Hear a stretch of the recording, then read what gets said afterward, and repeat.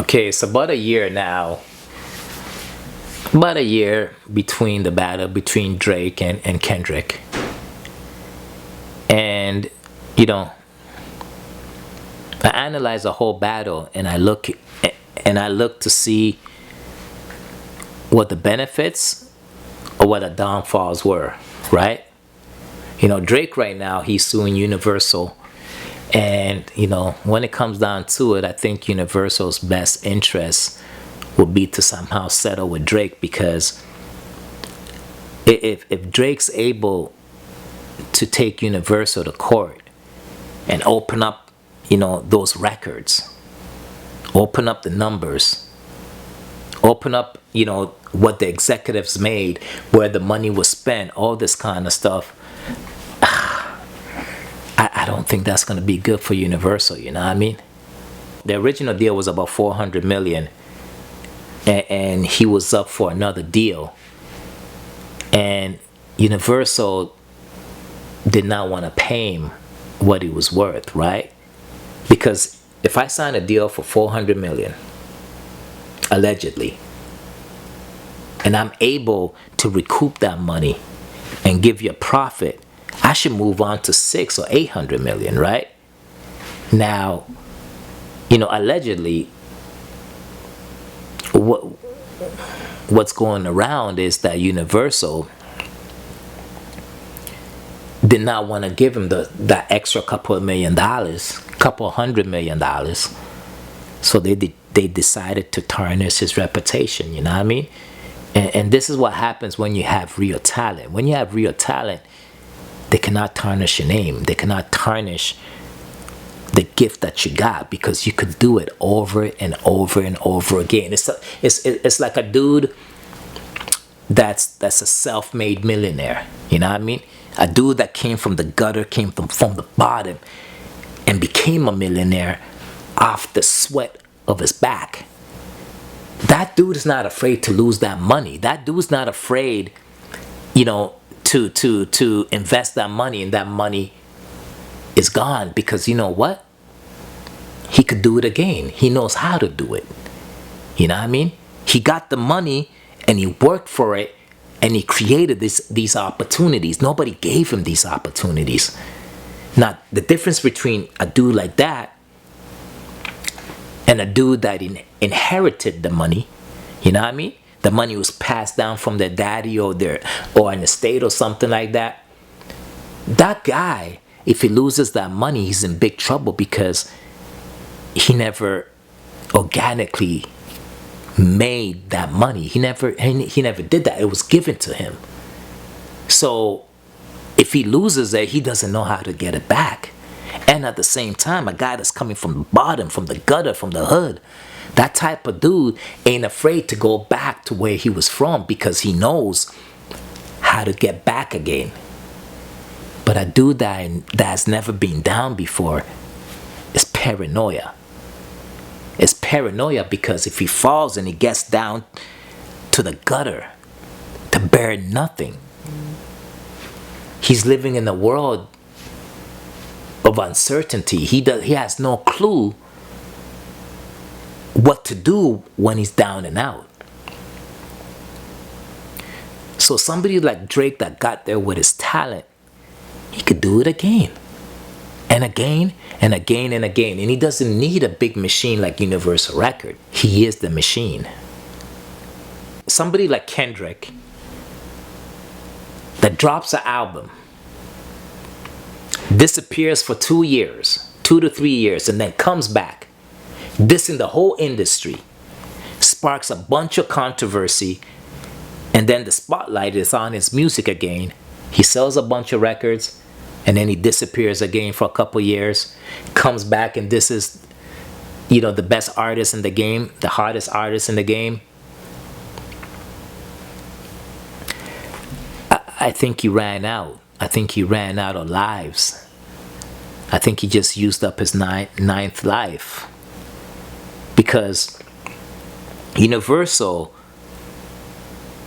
by helping Kendrick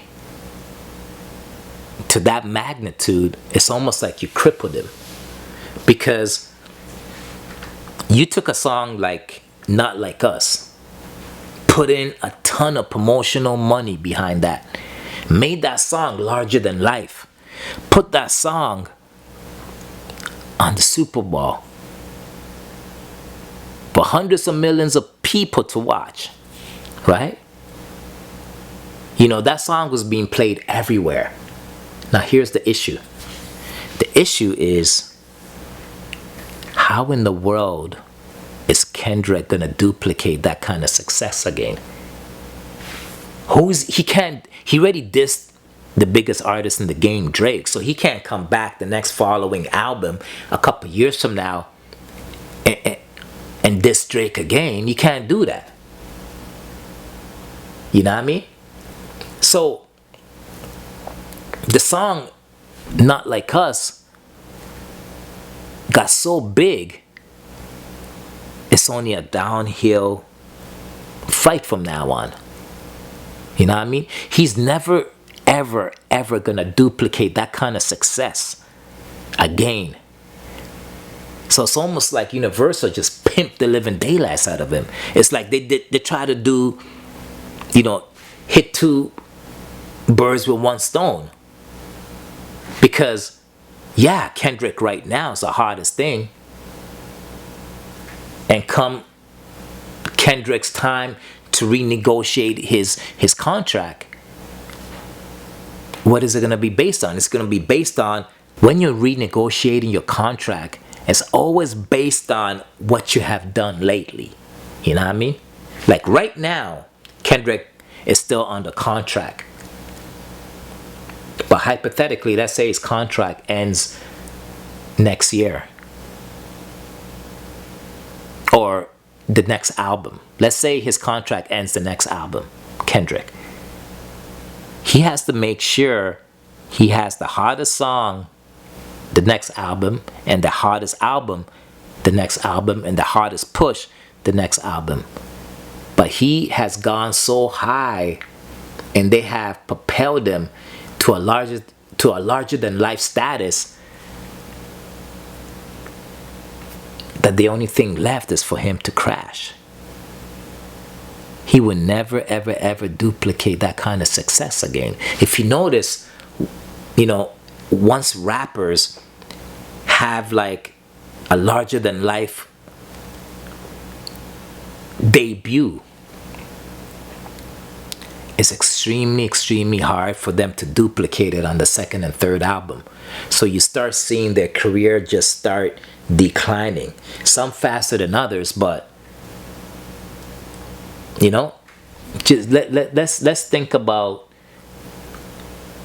artists that had an amazing record or amazing album the first time around, and maybe the second time around, and what happened after that, right? Now, Snoop Dogg,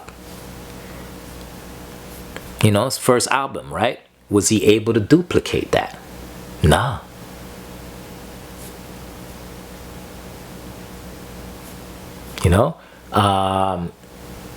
50 Cent, Get Rich and Die Trying.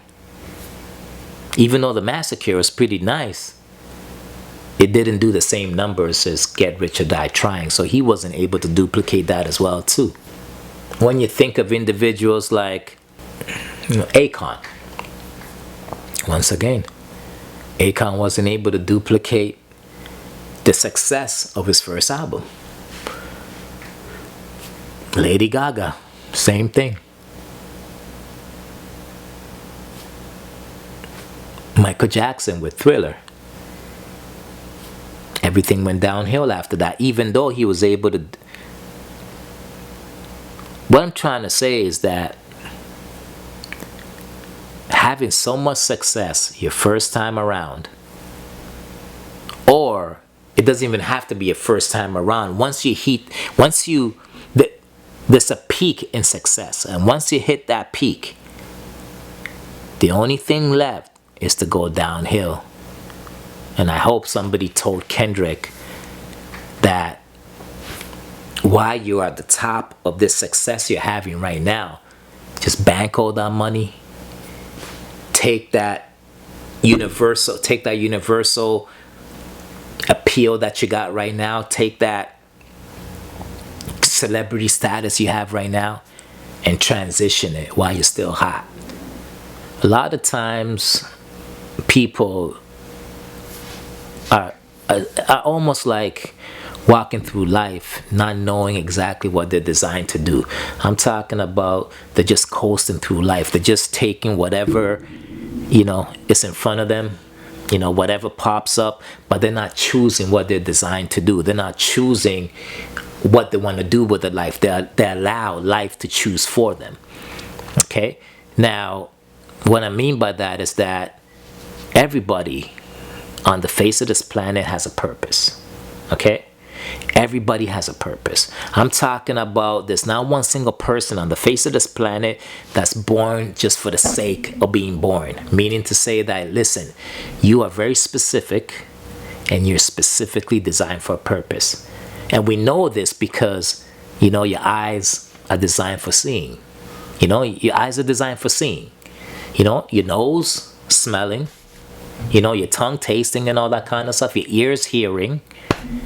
But the thing about it is that there isn't one single thing on our body that's just there for the sake of being there. Everything has a purpose, completely. Everything on our body has a purpose. So it's kind of, nonsensical to say to myself, you know what? My eyes have a purpose, my ears have a purpose, my mouth has a purpose, my nose has a purpose, but I don't have a purpose. And especially if I'm the one that own all these things, I own my eyes, I own my ears. So all these things have a purpose, but the owner of all these things doesn't have a purpose, And the reason why a lot of people think they don't have a purpose is because they understand that in order for you to walk in your purpose, you have to sacrifice. You got to sacrifice self. You know what I mean? You cannot just always have a mind frame of selfishness, because your purpose is not designed to glorify yourself. Your purpose is designed to help other people. So whatever you're doing, if other people are not becoming better human beings, that ain't your purpose. You know what I mean? That's not your purpose. And the way we find our purpose is every single person in this world has a bunch of gifts. You know what I mean? Like, I always talk about urban culture, music, fashion, all this kind of stuff. The reason why is because all these things, whether it be singing, rapping, fashion, they're all gifts. You know what I mean? They're all talents. And we have these talents to help us guide ourselves to our purpose in life. So what I'm trying to say is that if you focus on your talent, it will give you a slight glimpse of what you're designed to do. Whatever your purpose is, you have the skills and talent to fulfill that. You know what I mean? I've seen a lot of people, they're like, yo, I was designed to be the 100-meter champion, but shoot, you're running the 100 meters in like 40 seconds. That ain't it. That's not your thing, you know what I mean? I've seen a lot of people, they're like, man, I was designed to sing, but you can't even hit a note. You know what I mean? You wait until you get to Canadian Idol for the world to tell you that you suck. But the truth is that nobody has ever been honest with you. You know what I mean? No one has ever been honest with you.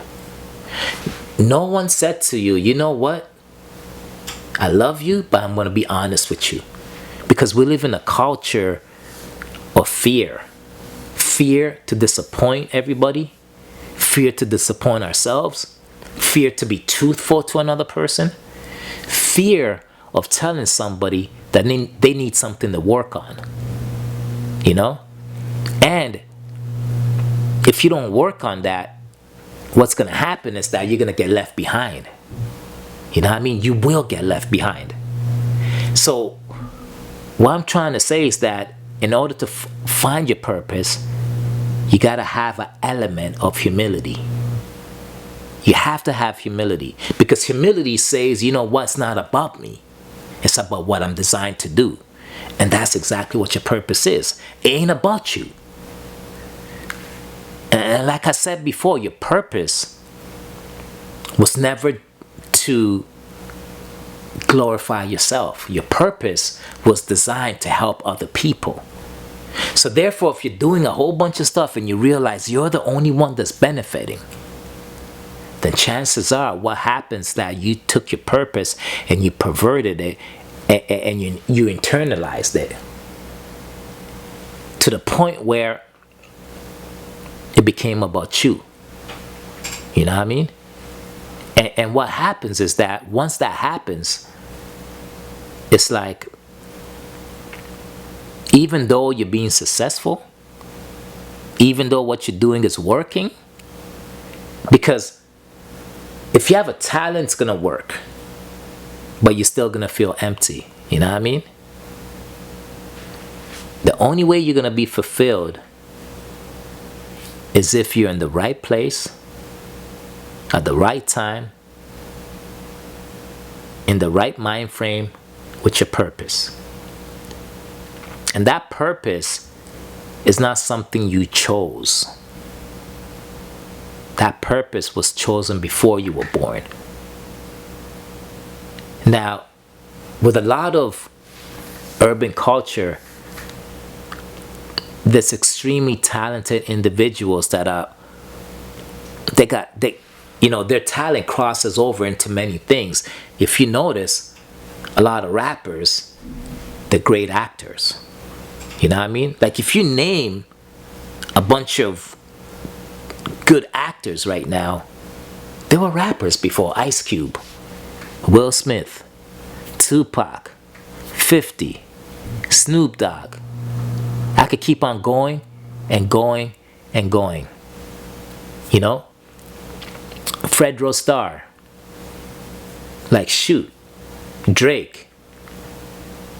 I could keep on going and going and going. DMX. Nas. The reason why a lot of rappers are great actors is because most of the time with urban culture, it's like, it's not just one thing that's happening in urban culture. It's like, it's a lifestyle. You have to be dressing like there's elements of the way you dress to be in urban culture, to be in hip hop. The way you talk, the way you walk. You know what I mean? Like, the way you act. Your knowledge on what's next. You know what I mean? You have to be on the newest vibe every single time. You have to know what the newest vibe is.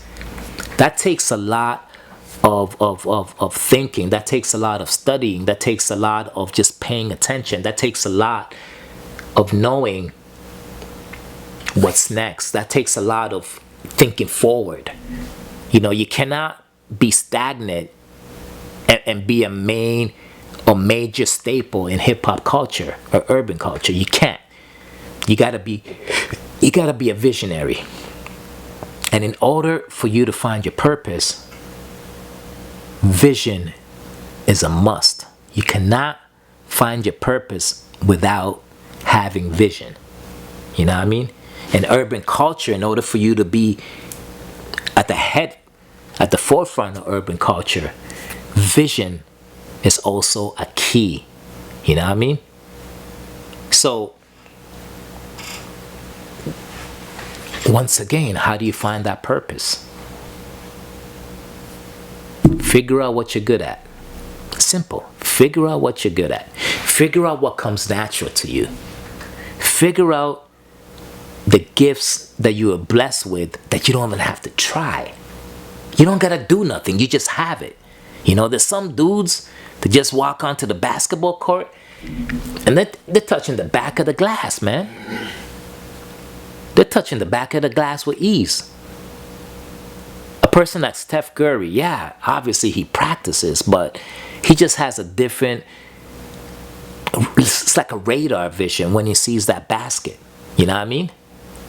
That's natural. You know what I mean? If you notice his dad, Del Curry, he was a 3-point specialist as well. You know what I mean? It's natural. It's inherited. Sometimes you got to look at, your grandparents or your parents or your brothers or your family members and see if there's a consistent gift that each one of them has, and if that applies to you. Sometimes it doesn't, right? But what I'm really trying to say is that by you figuring out what you're naturally gifted to do, your purpose lies within that gift. It lies within that same gift that you're blessed with, that you don't even have to try, you don't have to do anything. It just works. Some people are able to stand in front of thousands of people and speak flawlessly with no hiccups. Some people have a memory that's magnificent. Biggie, Jay-Z, they don't gotta write nothing down. Styles P, they don't gotta write no bars down. It's in their mind. You know what I mean? They have like a, like a chalkboard in their mind. They just jot down all these ideas, and they're able to formulate a song or a vision for the song without writing anything down. That's a gift. You know what I mean? The worst thing in the world, to me, is missing your purpose. Los Angeles Lakers are eliminated. A season that, has so much promise with the trades and everything with Luka. They're eliminated in 5 games, first round. And, you sit back and you're like, shoot. Like, this team was supposed to be the team. It was supposed to be a team that probably going to take it all the way to the next level, to the next game, to the next series, possibly to the championship. But they're eliminated in the first round. Now, there's a lot of people, there's always 3 individuals that when it comes to the GOAT of basketball, they always come up. You got LeBron James, Kobe Bryant, and Michael Jordan. And those 3 are 3 completely different players, but all of them are still within that GOAT status, right? As they should be, LeBron has accomplished so much longevity-wise, physically, athletically, numbers-wise. He has done so much. He won with 3 different teams. You know what I mean? Now, that's a lot to do, because it's like you got to go to a different team with a whole bunch of different dynamics, different city, different individuals, and still produce wins. Still produce enough to make it to the finals and pull it off, right? Kobe Bryant, Michael Jordan, they did it respectfully within one organization, right? And then so when the comparisons come between Kobe, Jordan, and LeBron, who's the GOAT? The truth is that, in my personal opinion, nobody's better than the original. You know what I mean? The original meaning to say Michael Jordan. That's a whole different level. I'm talking about the mentality. I think what LeBron lacks is the ability to do anything, do whatever it needs to be done in order to win. Kobe Bryant had that. But the thing with Kobe, he wasn't athletically gifted like Michael was. You know what I mean? So realistically, on paper, skill for skill, Kobe was a better basketball player than Michael. He was a better shooter. He could read the defense better. You know what I mean? He's a better dribbler, better one-on-one. Like, he was almost better in almost every single category. But what Jordan had that no one had was that killer instinct that lined up with a killer athleticism. Kobe had the same killer instinct, maybe even more. But athletically, he had to work twice as hard to get to where Jordan was. LeBron, athletically, he has the ability. He's bigger, stronger, faster, more durable than both of them, than Jordan or Kobe. So he has athletically. But he doesn't have that killer instinct. He doesn't have that do or die mentality. He doesn't have that mentality that says, yo, I'm going to leave it on the floor. If I have to die today to win this basketball game, this is what I'm going to do. LeBron doesn't have that. I'm not saying he should have it, right? Because it's a different time, different era, right? To me, LeBron is a more complete player in terms of everything. You know what I mean? Jordan, all he cared about when he was playing basketball, that's all he cared about. Kobe, when he was playing basketball, that's all he cared about. LeBron's a different type of person that basketball wasn't really his end all and be all. You know what I mean? And realistically, as a man with vision and purpose and all that kind of stuff, I see how that makes sense. But at the same time, the lack of that drive, that killer instinct,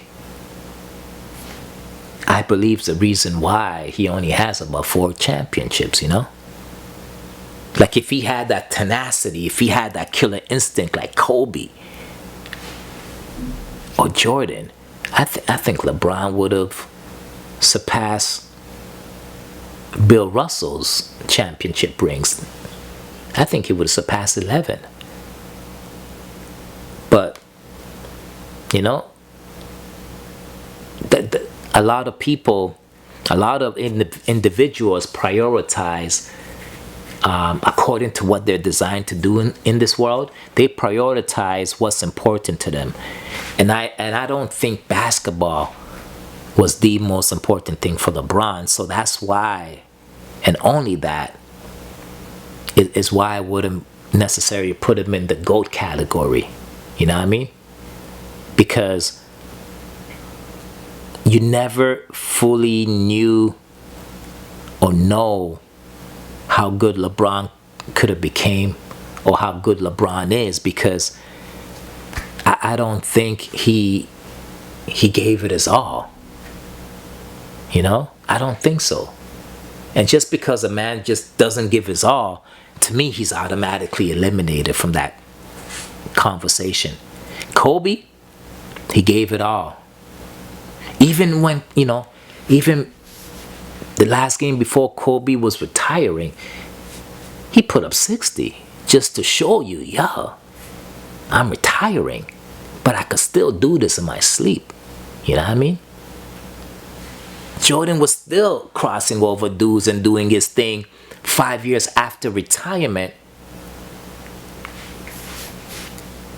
just on straight will and determination. You know, obviously his athleticism wasn't there at that particular time, but his drive was still there. And I think if people took the drive and the tenacity that Jordan and Kobe had and used it, whether it be parenting, whether it be their business, whether it be teaching, and you know, whether it be building a business, if they took that same drive and tenacity and applied it in whatever you do, it's impossible to fail. Period. It's impossible to fail. And what happens is that once you pass away, you're going to pass away happy, because you know there's nothing left. There was nothing left inside. You gave it all. There's nothing in the world that you could say, I wish I should have done that. I wish I should have done that, because you did it all. You tried it all. And there was nothing left. You emptied the tank. And it's a shame though, because athletically, even mindset, LeBron, his ability to break down a defense and know exactly what's going on, and is able to predict the other team's next move and next plays. You know, I don't think the other two had that. Kobe had it a little bit. Jordan had it a little bit, but not to the extreme of LeBron. LeBron knows how to read the floor. And that's how he's as good as he is. But it's kind of hard for me to give it to a dude that, you know, he ain't giving his all. He's not giving his all. You know, there's a lot of players that were not as gifted as LeBron, but you knew once they stepped onto that court, they gave it their all. AI, Allen Iverson, you know, Dennis Rodman, you know, Joe Dumas. Let me go a little bit, maybe not in the top 5, but these dudes, you knew they gave it their all. You know what I mean? Individuals like Ben Wallace, you know what I mean, gave it his all. Richard Hamilton. Like, these dudes, they never left nothing to be questioned. They never left nothing for someone else to say, I think he could have done better. Reggie Miller. They gave it their all. They retired. But there is a few people that I honestly do not believe they gave it their all.